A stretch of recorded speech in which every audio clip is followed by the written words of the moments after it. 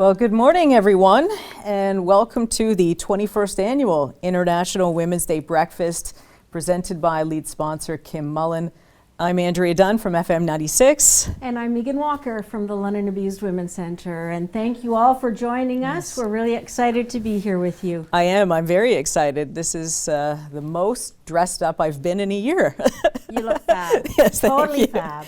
I was very excited that my sweater matched the set. Yes, I know. It Yes. matches perfectly, doesn't it? Yeah, so it's really nice to see you, Megan, and do this, you know, as close as we can in person. We should mention, obviously, with the COVID-19 pandemic, we are distanced apart. We do have this plexiglass between us, so we don't have to wear our masks for this conversation, so you can hear us clearly. Yes. But I can't hug you and touch you, but I can see you through I know, there. and it is really lovely yeah. to see you, and thank you for giving your time to be with us. We really appreciate it, Andrea. Yeah, and this is a different breakfast this year, obviously. For so many years, we have had the breakfast in person at the Convention Centre here in London.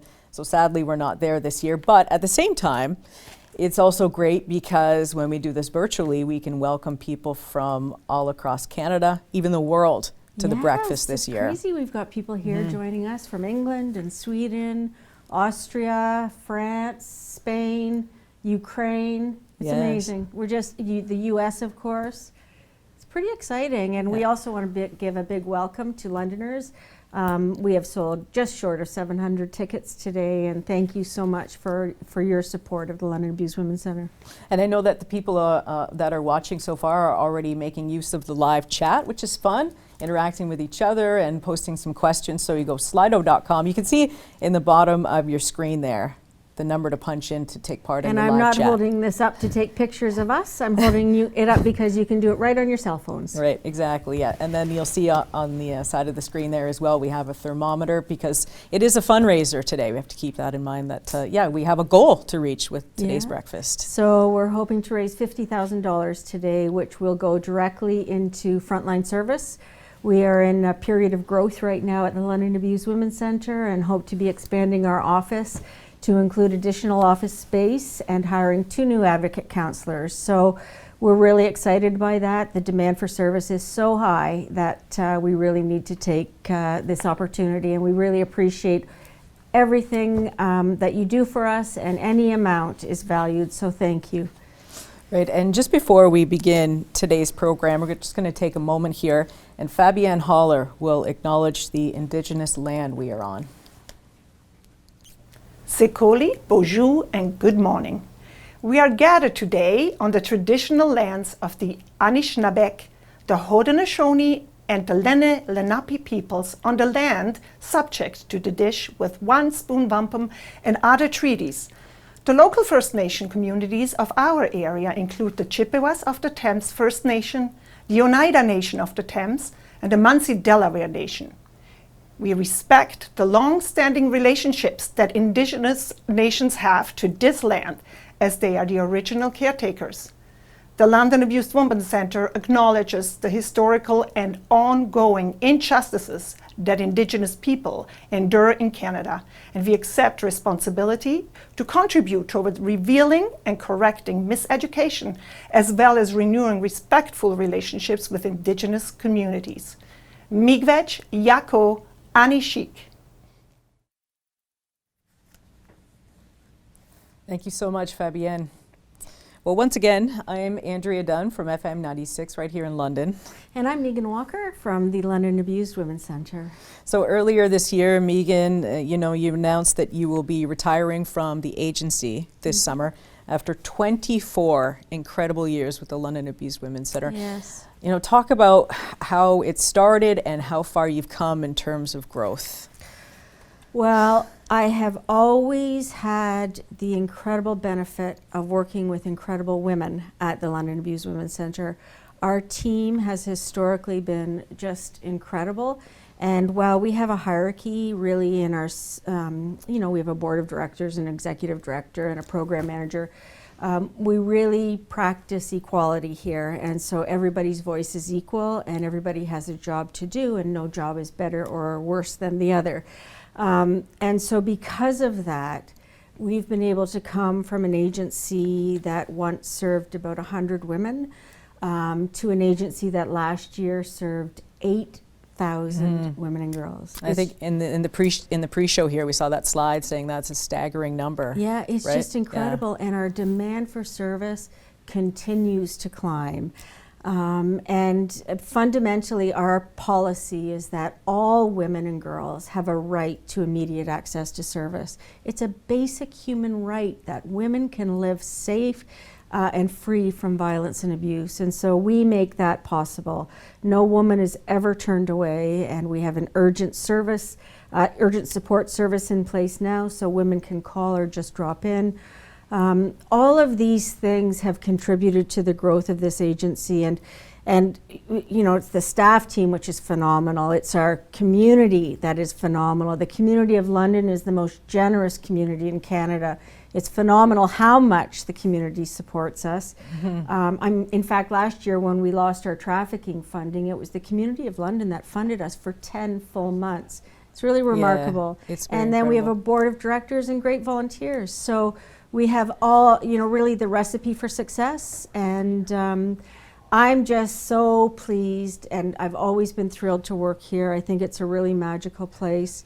And I'm really happy to walk away now and leave it in good hands. Right, and when you talk about the goal today of $50,000, and that is important to go towards frontline service, maybe explain that just a little bit more of how that would impact a woman coming in here, and if she can't have immediate access to service, maybe she doesn't come back. Is that sort of Yeah, the so the importance of it? difficulty is sometimes women have only one chance to access service, only one chance to walk through the door, only one chance to pick up the phone, and if nobody is available for them at that moment, they may never reach out again. And so we are in the business of ensuring all women have access to a counselor. All women have a safety plan that potentially, you know, saves them from femicide or homicide. And all women are treated with respect. And our job is not to save women. Our job is to provide women with the tools they need to empower themselves. And I always get chills talking about that because I'm at the front. My office is near the front, and I see the women coming in, and it is so powerful to see how much courage it takes for them to just open the door, you know, and then come in and share their experiences with the team. And a few months later, as they're leaving and I'll happen to glance up, you know, their heads are held a little higher, their backs are a little straighter, they're laughing on the way out. And these are the things we see here every single day. It is magical. We create miracles, and it's just a really special place in London, Ontario. In Canada, this agency is very special. People want to see, you know, if they're taking part in a fundraiser, how the dollars have an impact, and that's exactly how they have an impact, Yeah, providing frontline service. That's the difference. You know, when we have donations, they go to frontline service, and they go towards expanding service, hiring new staff to ensure nobody is ever waiting for service. And you know, we have 3 ways to donate today, and one is online, another is by phone, and of course a check. And because we are trying to kind of monitor what comes in today, if you're writing a check, just call the office and let us know you're sending a check so we can add it. But really, we are just at 9 minutes past 8, and we're already at $5,000. And so thank you, London. This Thank is you. really quite phenomenal. Yeah, because normally, Megan, at the convention center, we would have silent auction packages that would help with the fundraising, or you know, the amazing live auction, which is always so much fun. That raises thousands of dollars for you every year. And don't because forget the special envelopes, the secret envelopes we have that sell out in no time. Yeah. And you're right, all of that stuff helps us raise money. So Yeah. today we're doing it a different way. That's right. But every dollar raised today still goes into the funding line for direct service. Now, the theme for this year's breakfast is Women Forcing Change, sowing the seeds of change through courage, persistence, fearlessness, and strength. So what does that mean to you? Well, I have been influenced in my life by really incredible women who have taken huge risks to speak out. You know, some people think it's easy for women to speak out, but women continue to face fierce backlash. And there was a time when I went through that and I felt I was really isolated and going through it on my own. And I realized that there is an incredible global community out there where there are sisters supporting sisters around the world, and we were able to plug into that. And you know, I really wanted to talk for a minute about some of those women, and I had the opportunity to go to the United Nations a few years ago in Geneva, which was quite an experience, and ended up with me basically being kicked out, but that's another whole story. But when I was there, I met Patricia Ponce, who is from Spain and runs an organization similar to LOCKSS, and Maria Dmitrieva, who I'd met actually previously before because she invited me to Ukraine, but she was there. Taina Bien-Amin from New York, the Coalition Against Trafficking in Women. Linda McDonald and Jean Sorson, who are from Nova Scotia, and Gail Dines from Culture Reformed, or Reframed, I'm sorry. And these are women that have stood all by themselves for periods of time, like I had, and taken a stand to support freedom for women from oppression, and suffered really horrendous backlash, like death threats and, you know, threats against their family and being attacked. These are horrible things. And so when I talk about women forcing change, it is women who are forcing change. It is women who are demanding not just equality, but freedom from oppression. It is women who are demanding more money to support services. And I don't think sometimes we realize how difficult that is and how much they suffer as a result of that. So we take that step forward knowing we're going to disturb something, and sometimes that disturbance is, sometimes we've seen women's advocates actually murdered or incarcerated in some countries. And so those women, Patricia, Maria, Taina, Linda, and Gail, are women that have certainly been inspirational in my life and mentored me without knowing it, and have always been my go-tos. Quickly talk about that UN story, you know. What happened?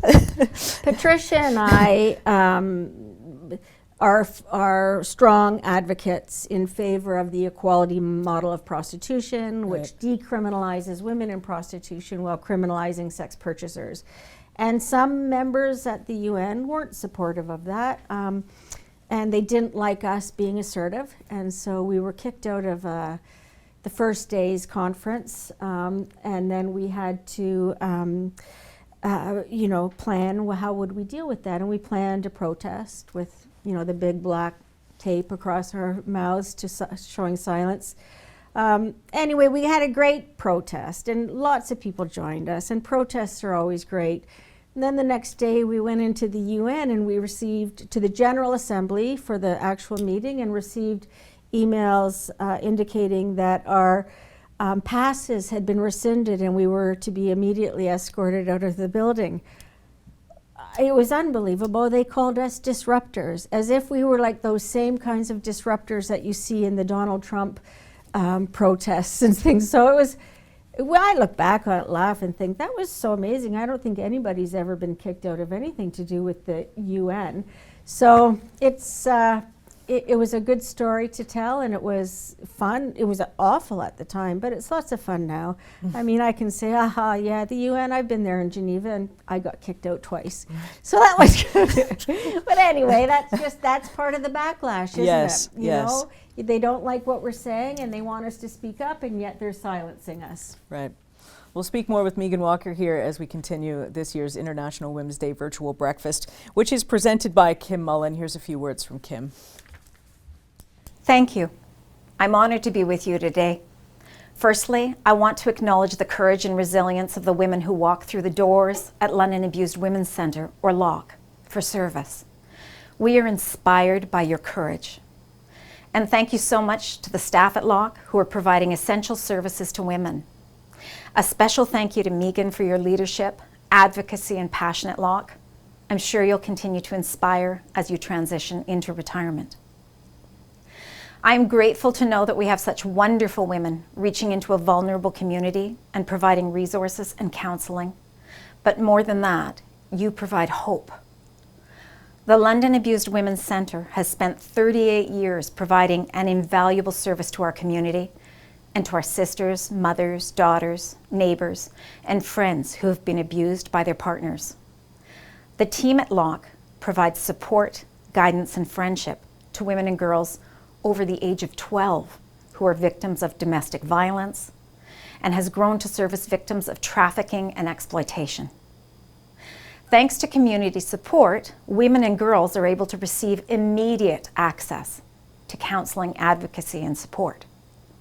LOC has grown from an organization servicing 100 women a year to assisting 8,127 women last year. Unfortunately, numbers increased by a 40% demand for urgent services since the pandemic began, as women find themselves quarantining or self-isolating at home with their abusers. Government funding isn't sufficient to cover the services required by our community. With the generous support of Londoners, LOC has been able to keep growing and looking after our sisters in need. LOC continues to rely on your generosity. Your donations are making a huge difference in what's possible for women that are living in dangerous circumstances, often in what should be the sanctuary of their own homes. We ask that you continue to support this important work in our community. Make a donation today and help LOC meet their fundraising goal of $50,000. Thank you for your support. Thank you so much, Kim. Thank you for your incredible support of the London Abused Women's Centre and the community. It is a fundraiser here this morning with the breakfast. You know, normally we would be in London at the Convention Centre doing a live breakfast. It's virtual this year, so it's a simple ask for donations. Yeah, and there are 3 ways you can give this morning. You can donate by online, you can donate by phone, or you can send us a check. And all of these donations are directed into frontline service, and we are currently at $10,000, which is Amazing. pretty fantastic. So thank you, Yeah. everybody, so much for what you're doing. I just wanted to take a moment, if I could, to talk about the tree that you may see in between us.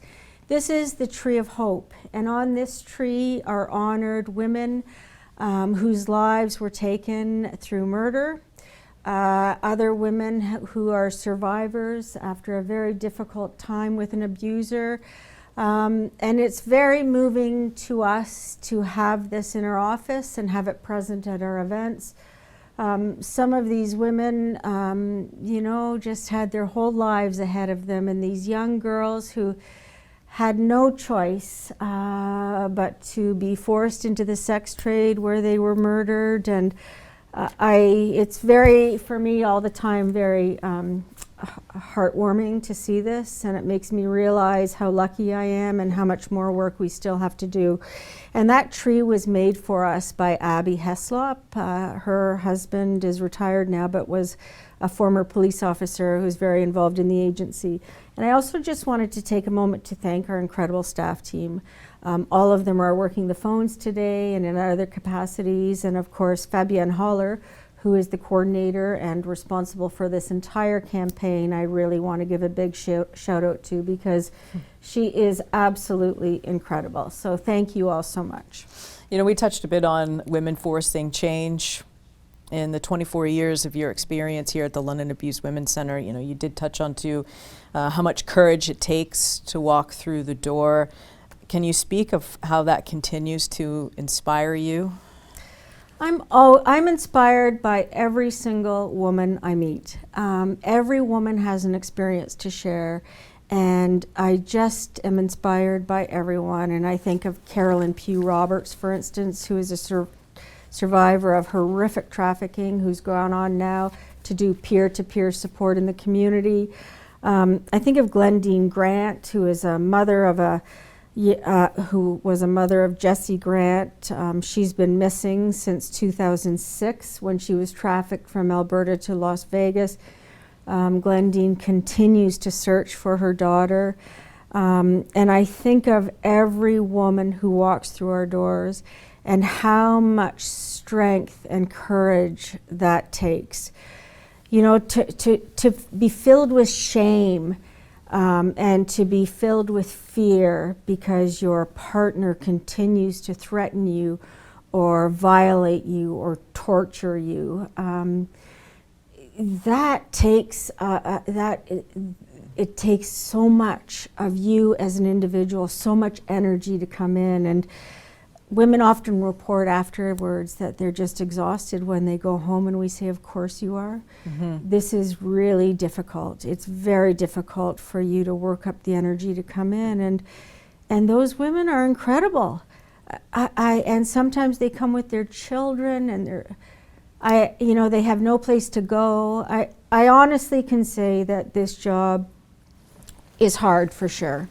I was going to ask you, people would say, oh, 24 years, like how have you done this? At times it can be just crushing, sad, right? Well, it is sad and it can be hard, but it's the most incredible job ever. And this agency is just, it's like working with your family. And so when things are difficult, you always have a room that you can pop into to talk to somebody. And of course, we all have access to counseling and vicarious counseling support.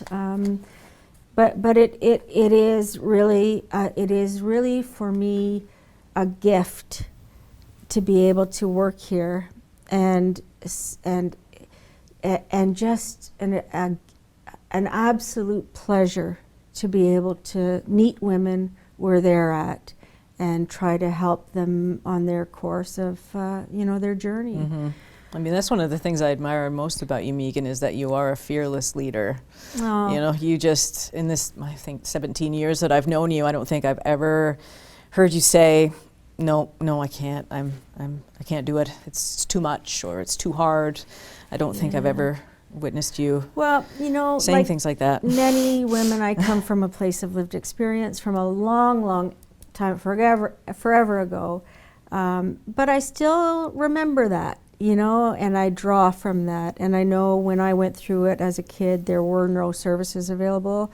There was no place to go, and you couldn't really go home and tell your parents or things about things. And I don't know, I carry that with me, and I don't want any woman to feel neglected or feel she's not worthy of service or to feel that this place isn't for her. It's just like I want every woman to know that we are here to serve, and we value them, and we want to help them on their journey. And we have this video to show of what the agency looks like. In your opinion, is it good to show this video for women who might be wanting to come into service but are nervous about coming in? They don't know what to expect. So if showing this video helps one woman make that first call, then it's worth it. Yeah, right? so this is fantastic because not only is it a video with a little bit of a tour of our agency, but it's also has a woman speaking over the video who is a former client of the agency. Her name is Paula, and her words are very profound. Let's watch that video. Living in an abusive situation is not only difficult, but constantly unpredictable. This unpredictability keeps the victim on eggshells, making it difficult to plan anything, and worse, keeping things unknown to their abuser. This was my life, always on eggshells and on high alert, as he was so intrusive and had absolutely no boundaries. It was extremely suffocating. I felt like a prisoner in my own home. He was immensely interrogative, going through my purses when he felt like it, going through the garbage to find receipts, checking the answer machine and phone to see who I was talking to and for how long the conversations lasted. Living like this was tremendously stressful for my children and me. We seemed to be living in the eye of the storm for the most part. Whenever the opportunity presented itself and a reason to be away from home seemed legitimate, I would go to the London Abused Women's Centre. There always seemed to be a sense of urgency that brought me there. It was never trivial to log, and they were always very calming. The London Abused Women's Centre helped me to focus on what I needed to sort through all of this chaos. This was not always an easy task. Locke helped me to breathe when I felt I could no longer. I always felt better after going there and always looked forward to my next visits. At Locke, I connected with other women in similar situations and have made lasting friendships. I finally belonged somewhere. I once felt so alone and so isolated without family or friends. And now it finally feels like home. I am no longer alone, and when I am physically alone, I am no longer lonely. Thank you, London Abused Women's Centre. Without your services, I don't think I would ever have had the courage to get out of my abusive marriage. My children and I will be forever thankful.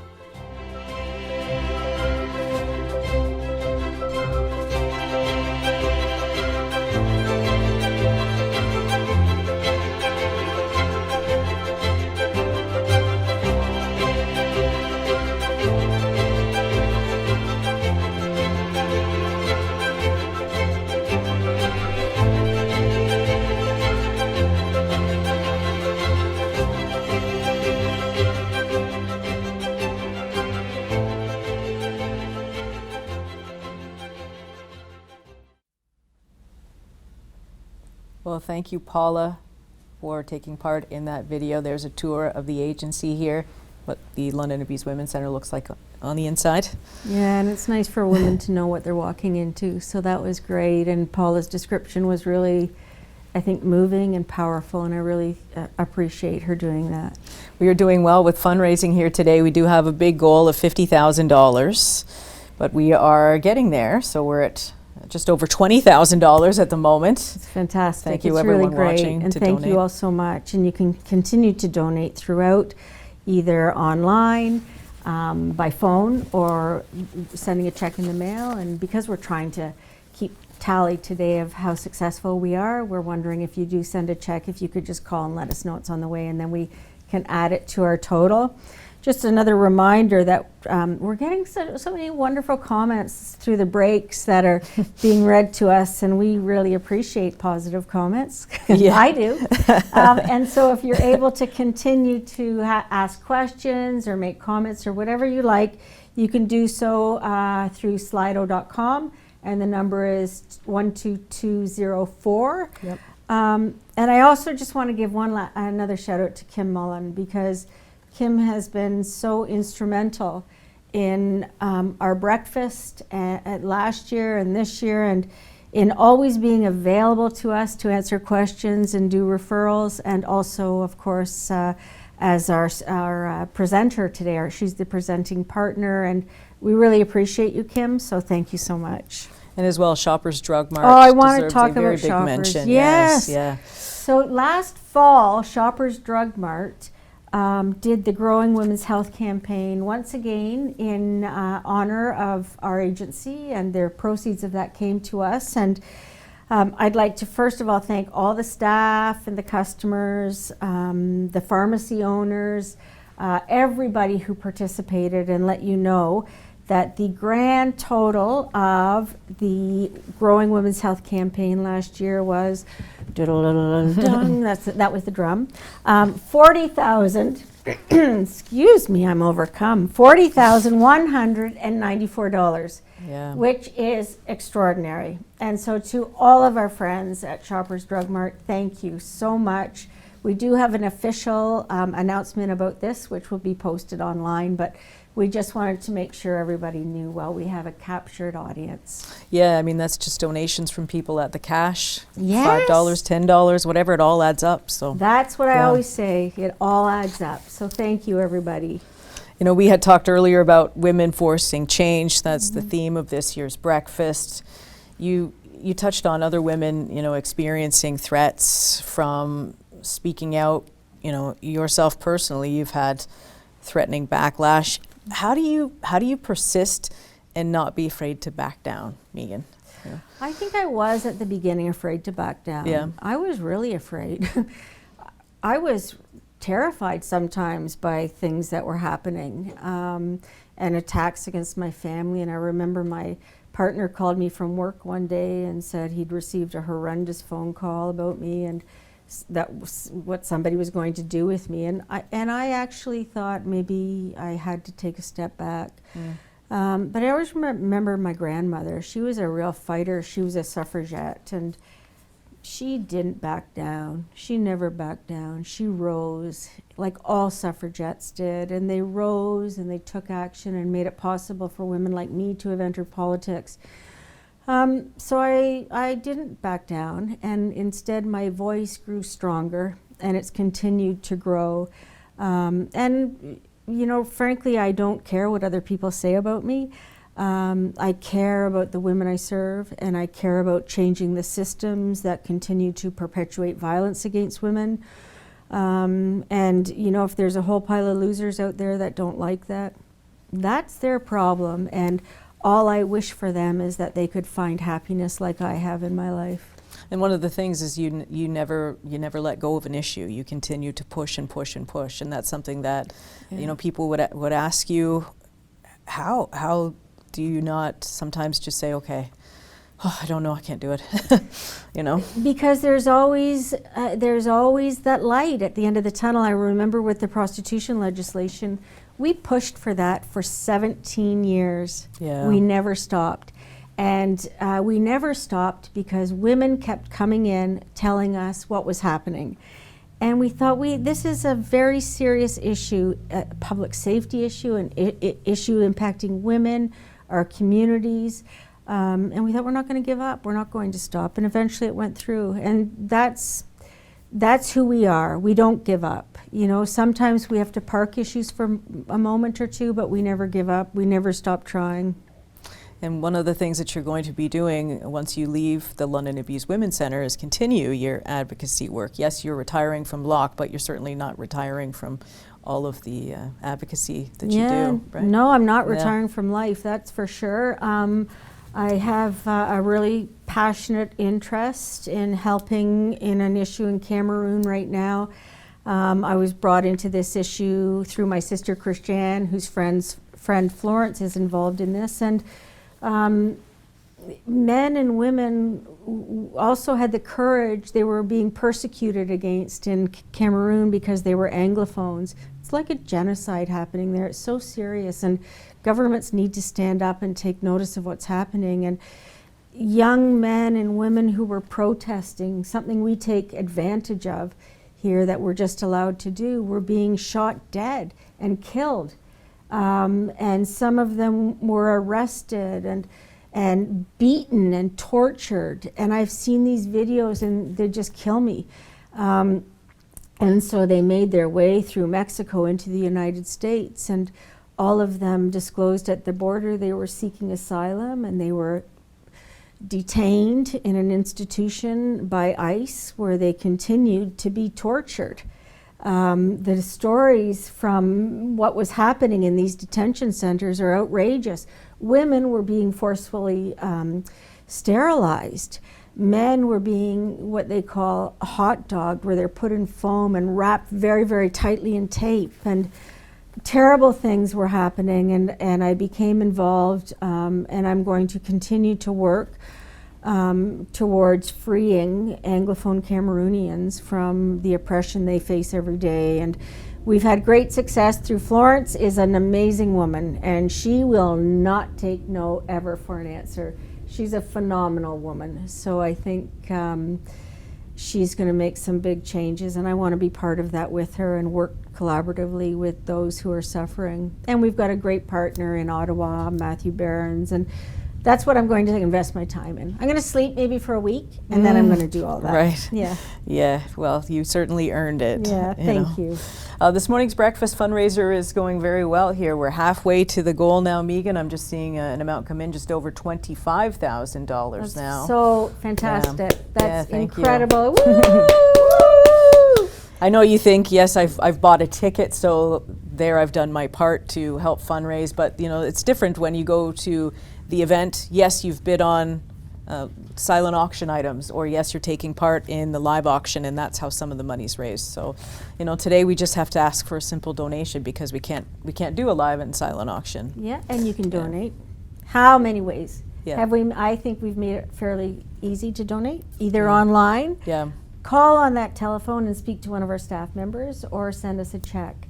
And you know, every single dollar makes a difference in the lives of the women and girls who are walking through our office. And you know, we serve girls as young as 12 years old who are completely lost and have no place to go. So it's we appreciate it. Thank you, and it's just warms my heart like I can't explain. We have a message here from one of the London Abused Women's Center's biggest supporters, none other than two-time Olympic champion and three-time world champion ice dancer Tessa Virtue, who is just an amazing supporter of this agency. Hi everyone. Thanks so much for having me this morning. Well, I so wish we were together in person. I'm thrilled to be part of such a special event, on International Women's Day, no less. The impact of the London Abused Women's Centre, as you know, is enormous. Last year alone, 8,127 women and girls were served. Since the start of the COVID-19 pandemic, there's been a 40% increase in service demands for its Urgent Support Services program. That is huge. Stay-at-home orders have disproportionately affected abused women and girls. And thinking about them living in a constant state of fear and terror, gut-wrenching. Processing that women continue to be exploited through sex trafficking, heartbreaking. The list goes on, and so does the pain. The center's offices have been made as COVID safe as possible, and the commitment from staff members has doubled down, if that was even possible. The relentless pursuit to help women and girls is endless, and honestly, just so inspiring. There are so many females that need our help. Yes, ours. I encourage you to donate generously, knowing your assistance is changing lives, saving lives.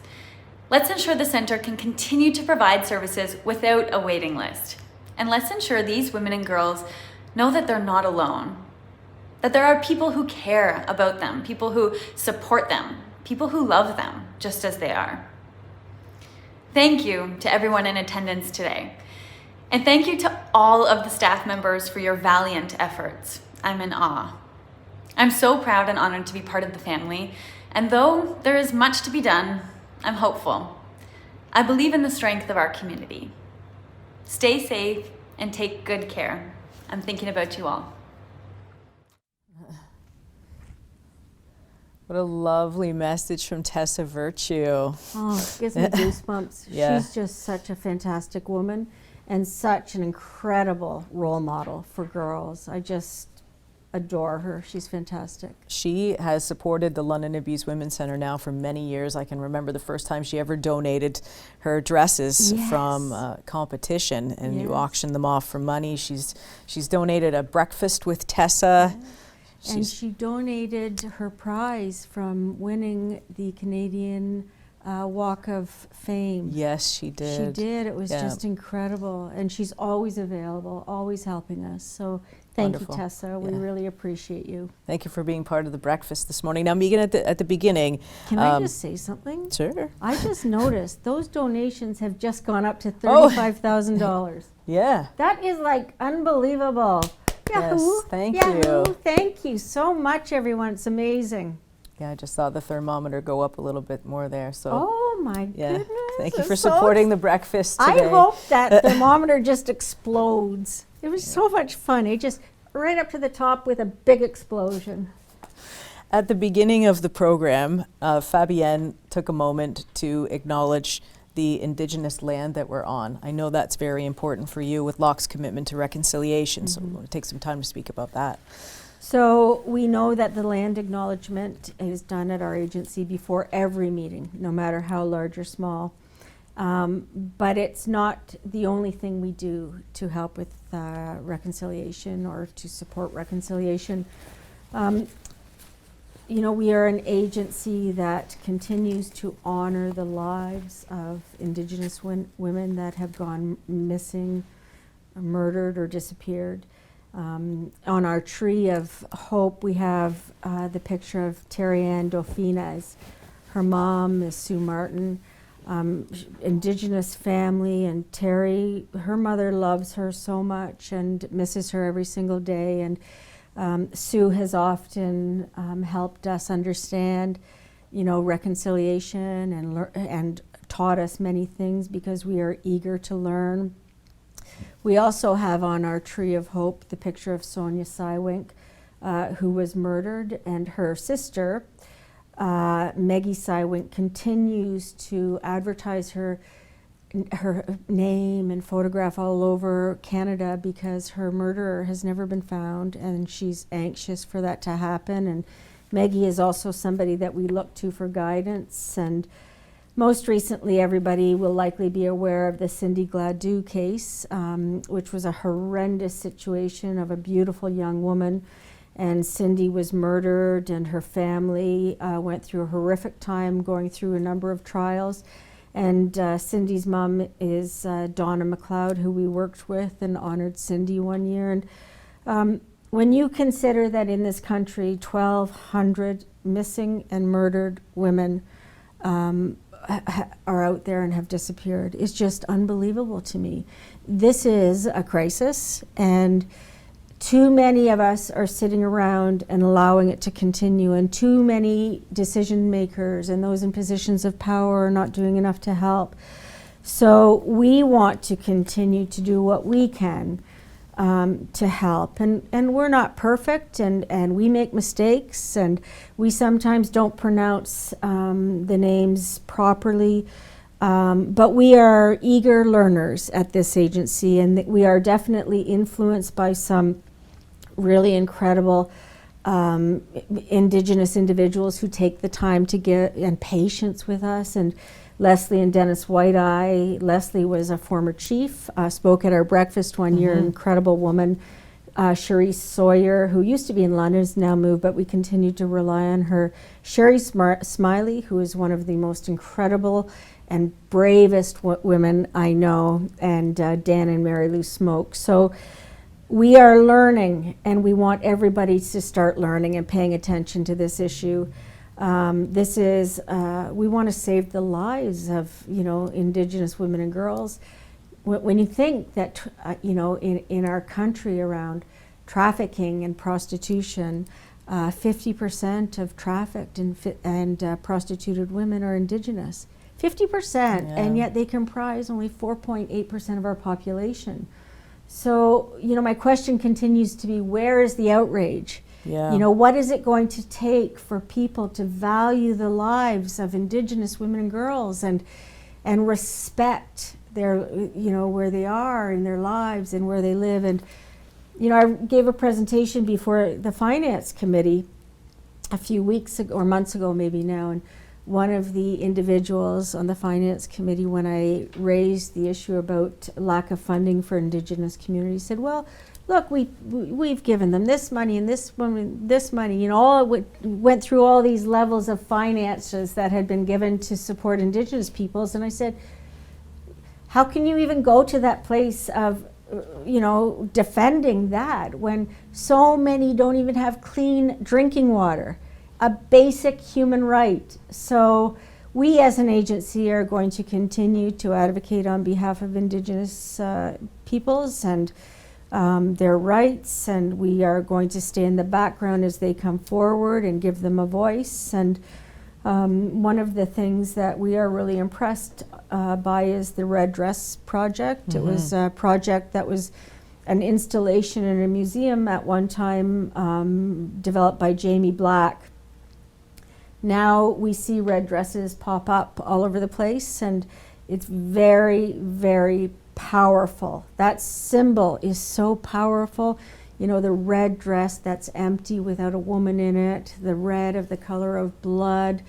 It's one of the colors that the spirits are attracted to. And I don't know, it's just, so for us, it's bigger than a land acknowledgement. For us, it's about taking action, taking individual action and systemic action to end this violence against Indigenous communities. And so Fabienne has helped us with a few videos. One you'll see now and one you'll see at the end of the program as we leave. So we can go to the video now.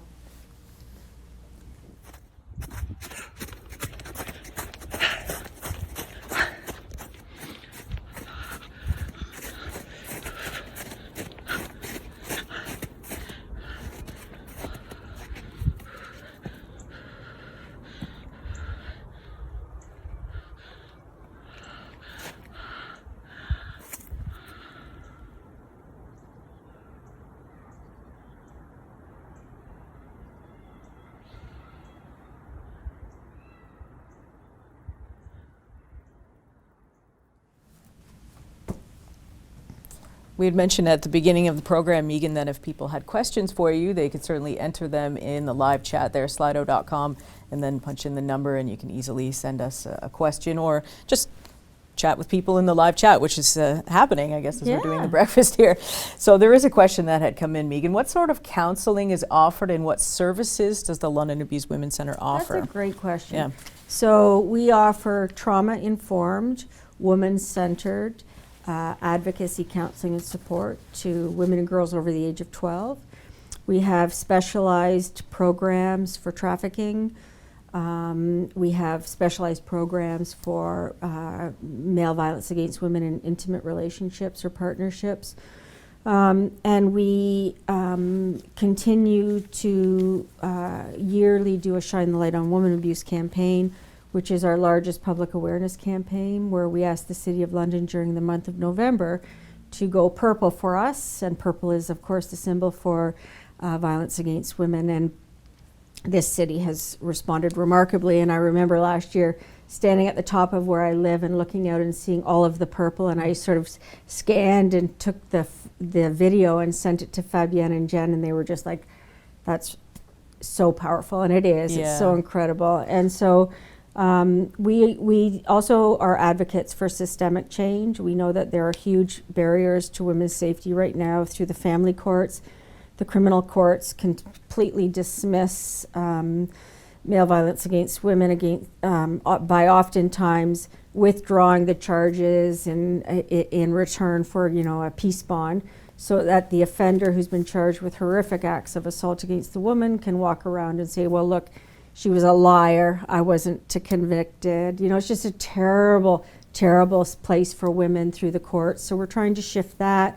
We've actually rewritten legislation, because right now the Criminal Code of Canada that outlines legislation for violence against women is spread out over 35 different sections of the code. So it's very difficult. We want one single title, male violence against women or whatever it might be, and all of the things that relate to women in the code be listed under there. And so when we, what we always say about recognizing if another person is being abused, you may have suspicions, you may see bruises, you may hear that her children are not attending school.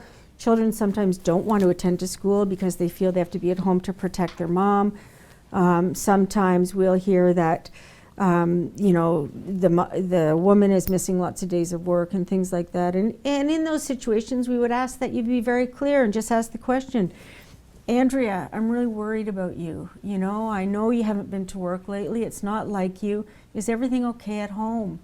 And you sort of talk for a minute. Are you being abused?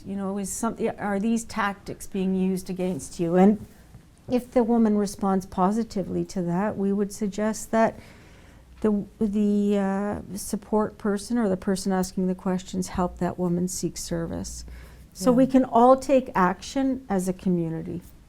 And also to that, maybe people need to shift their thinking and not think, it's none of my business, maybe I shouldn't ask, or whatever the situation is, why you would be hesitant to ask someone if they need help. There was a time when this was considered personal, goes on behind closed doors.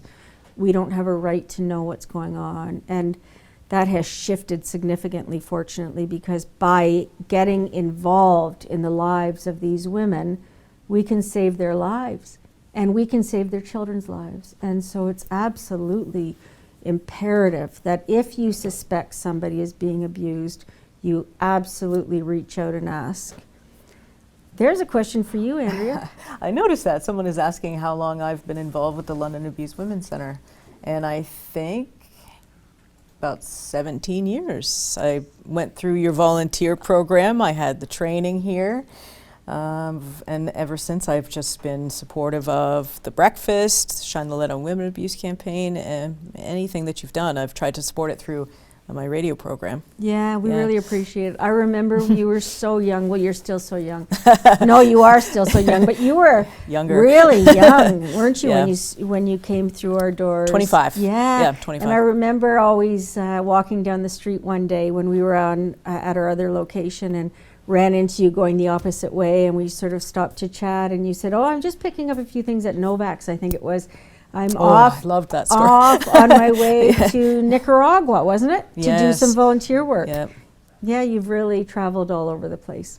And I've always been really proud to be supportive of the London Abused Women's Aw. Centre and the work that you do Thank here. you, Andrea. You know, this is a question for you, Megan. If you could give one piece of advice to someone who wants to get involved in the violence against women sector, what would that advice be? Well, I think I would say, first of all, that if you want to get involved in this sector, it's just an amazing sector to become involved with. So many positives, and it's just so incredible, as I say, so inspirational to see the progress that women make. I would suggest to anybody that wants to get into this field that you don't come in with the belief you're going to save a woman. We're not here to save women. We are here to give women, tips and tools and safety plans for their, tool belt so that they can empower themselves and make decisions. And they don't need us coming in to save them. Oftentimes they just need some help with where to go next. And also, if you come into this work with the belief that you're going to save somebody, you're going to burn out pretty quickly. So I would suggest that not happen, and also to put boundaries in place. So you don't want, you want to be able to go home at night and have time with your family, Right. instead of being on the phone all night. And I have not been very good about that part of the boundary issue, but Well, you've dedicated your whole life to this, Yeah. Megan. yeah. So it's, but I have no regrets. I Yeah. really have loved every moment of my job, and I love this agency. I will always support the London Abused Women's Centre. It really is a magical place. Speaking of magic, if anybody is interested and able to make a donation, we would certainly appreciate it. And you can do that online, by phone, or by check. I'm not sure where we're at now. Are you kidding me? So this has just come up on our screen. We are actually at $49,000, $1,000 short of our goal. We have, what, I'm seven wondering minutes? If we can all maybe pull together and get us to the finish line. That would be fantastic. And Yeah. thank you all so much for continuing to donate. I also just think I should talk a little bit about what's happening when I go. So Right. the agency is, of course, I mentioned earlier that we all have a role to play here at Locke in our success. So nobody makes it successful. We all make it successful as a team. It's very important to us. And so I would like to say that a long-term member of our team, who you know, Jennifer Dunn, is now the Associate Executive Director. And when I leave in August, she will come right into this role, and it's going to be very seamless. And the great work that's always happened here will become greater with her new insights and ideas. And it's just, it's going to be a great transition. And I think it's really good for the agency, and it's going to be good for me. And I think you're going to continue to do great work around the City of London and around the world. So. I'm going to try. I can't sit still for too long, unfortunately. But I think, are we out of time? Just Somebody about. said we might have been out of time. Yes, and we have to do these door prizes. Oh, That's yes. something we normally do at the Shoot, breakfast. I forgot so the door prizes. we Okay. have some So as prizes you can here. see, yes, Yeah. we have prizes, and we've got a door prize box. Let's do that. We have 5 door prizes, and Okay. Andrea will choose the winner in each category. Sure, put me under breath. Oh, can you reach? There we go. There we go. Okay, so this is a winner of a gift certificate to Chick Boss Cake, Marion Bad, and a gift package from Real Beautiful Glenda James. Oh, fantastic. Glenda I know James. Glenda. That's great. Good. Door prize number 2, which is the same prize we just mentioned there. We've got 2 of those prize packs. Lillian Gallagher. Oh, Okay. I wonder if my name would be pulled by chance. Did you put your own name in? No. We also have 2 live stream tickets for London Symphonia concert, Rite of Spring, and a $50 gift card for Spring Hill Flowers. Kimberly Balter. Oh my gosh, that's fantastic. Yes. I know, Kim. I'm so pleased. Okay. Thank you, everyone who purchased a ticket Yeah. today. Your name is in here. Gift certificate again to Chick Boss Cake. They're wonderful. Oh, Delicious, decadent. yes. Wrist wallet from Ooh Baby and a gift certificate to the Black Trumpet for some fine Oh. dining. Julia Parker, congratulations. You know who Julia Parker is? She's the most amazing woman and a partner of ours from the Salvation Army. Okay, yes. That yeah. I'm so pleased. Oh, Well, I enjoy love that. when people win. This is a necklace from Nash Jewelers, valued at $220. Nick Fowler. Oh, I hope it looks nice on him. Are we finished? Then Is we that- have one more. Oh, one This is a more. nice prize from StarTech.com. Oh, yes. It's this a is the tech one that- gift package. This is worth $750. Wow. Lauren Martin. Congratulations. Lauren. Congratulations, everyone. That's fantastic. It's always fun to go to an event and get a prize. Do you remember when Sure. you were a kid and you'd always go home with the little package it was a bag filled with candies and I like winning anything. yeah, I would walk out that door and think, I am such a super girl. Yes. Well, this has been fun, Yeah, Megan, it's been doing the really fun. breakfast. You know, we Thank hope you. certainly next year we can do it in person back at the convention center here in London. But this year was great because we could welcome people from all over Canada, all over the world to watch the breakfast. And So I thank also you for just want to watching. do a special shout out again to Kim Mullen. She's just totally fantastic. Now we have a grand total, which is, oh my God, $51,200. Oh, woo, woo. Just a minute. There's the confetti falling right now. There we go. Oh, that's fantastic. Thank you all Yeah, so much. amazing. We're so excited and so thrilled you could join us. And your generosity is absolutely incredible. So we will see you in some form next year. And thank you, Andrea, for giving so much of your time to the agency. We really appreciate it. Thank you, Megan, for Yeah. having me here today. Oh. And a big thank you to Dave from iPowered Media, behind the Yay, scenes, Dave. running everything seamlessly this morning. Thank you, Dave. Thank you, everyone watching the live stream. We had a great morning here. And I should say that the donations can continue until noon today by phone. And of course, online and by checks mailed in whenever it's convenient for you. So thank you all so very, very much.